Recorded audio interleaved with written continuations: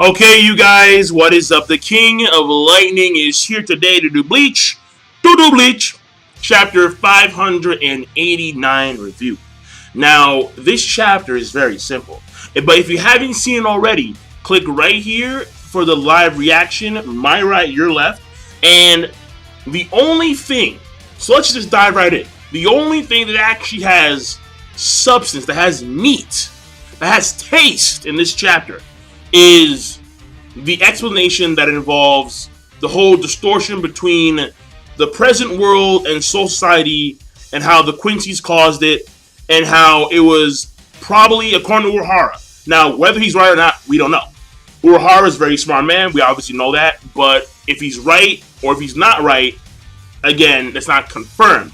But he says that it was probably a means of dividing the forces of the Seite, of society, so they wouldn't have all personnel there when Yuabak would invade with his boys. And the thing here is that Urahara, Yoruichi, Hiyori, and others, and I think it was mainly like the visors. I remember some of the visors were there, like Love. I think Love was there too. They were there basically collecting the energy of this distortion between the two worlds. And they're going to use that energy as a means of catapulting Ichigo and company to the Soul King Palace to face off against Yuabak, Uryu, and Hashbone. And that seems to be like the main, like that has some real substance there, because we pretty much wrapped up, or we've gotten confirmation as to what Hiyori was doing and Yoruichi what she was doing. Because people were wondering what the fuck is Yoruichi. Well, now we know. And also, this distortion was between, because in the live reaction, I think I stated that it was the Quincy world, but in reality, it's just Soul Society. It's Soul Society and the present human world, the real world, the living world. There we go. That's the proper term. And I think it's because it's this whole notion, because remember how when this arc first started, Myra had to do something very risque, which was kill off a bunch of people that lived in the Rikongai districts as a means of maintaining the balance between the worlds. Well, this distortion between the two worlds may have, or I think it may have initially been perceived to be because of the Quincy's actions via them destroying souls. When they kill Hao, that's what they do. When they kill Hao, they destroy souls completely. So, regardless of that, the Quincy's were the cause of it, obviously, and they pretty much taken that energy, and now they're going to use it for themselves. So, it kind of backfired on Yuha, I guess, but we'll see how it turns out. But that has some real substance, it has some real importance to the overall story. And it does wrap up a lot of things, or I should say some things. A lot, that's a stretch, but some things, yeah. When it comes to everything else, it was comedic, it was ecchi.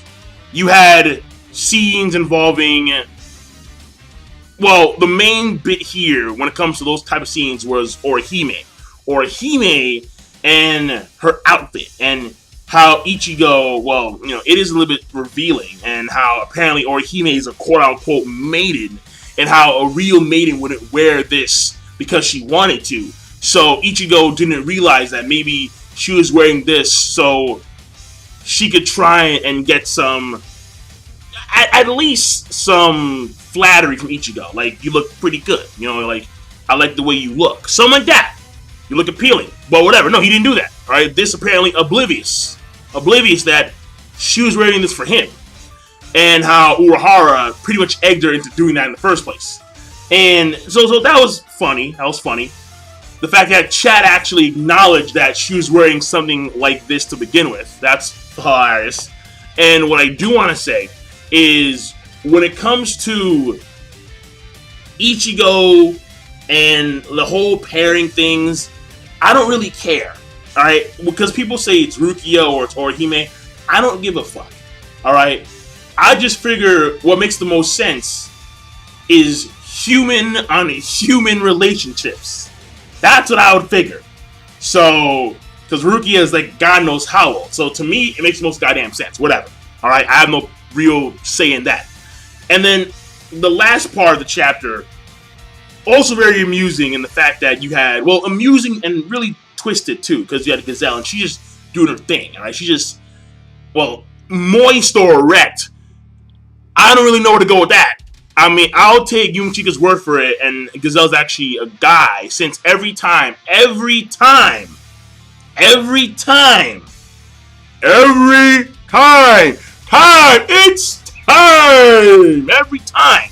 Yumichika says something that refers her to a he, meaning instead of moist, you're erect, and you reek of jizz,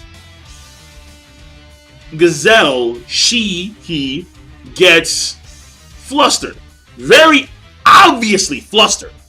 So, thing here is, if in fact she was a girl, she wouldn't be that flustered over Yumichika's comments. But because she is, she goes to he. So, now, because Bambia's powers, we already knew what her powers were. But we do find out that it was Gazelle who killed her. So it's kind of fucked up. And how it really got her on. It really got her heat on. And then in comes Myri. Now Myri, that's a little bit surprising. I'm like, oh, Myri, out of all people to come out of nowhere, Myri, just glowing and shit. Like, yeah, still wearing the same getup, and I don't know why. I don't know why he's still wearing that same getup. Maybe there's a reason, like maybe he doesn't want to be enveloped by the Quincy darkness once again. Even though they haven't done so yet, or maybe it's to prevent Quincy's from making their shadow portal and bringing forth Quincy soldiers to assist them in combat, like in the middle of their combat, so they can't call for backup ASAP. They can't do that. No, the only thing that they can do is fight with themselves, like by themselves. Just Stir Ritter against Quincy. Stir Ritter against Shinigami with no assistance from other Quincy. Something like that. So either way, we'll find out. Maybe he's just doing it for kicks. Yeah, there's a strong possibility that Myri is still wearing the suit for kicks, for shits and giggles. So mainly giggles.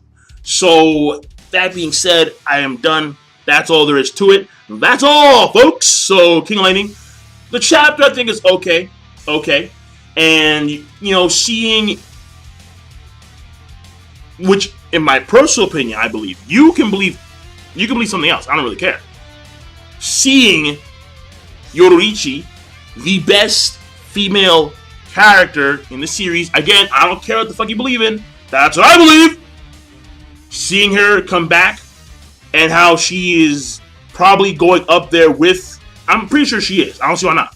Going up there with Ichigo and Orihime to the Soul King Palace to face off against Yuabak. I dig it. I dig it heavy. There is one last thing I do want to point out, however.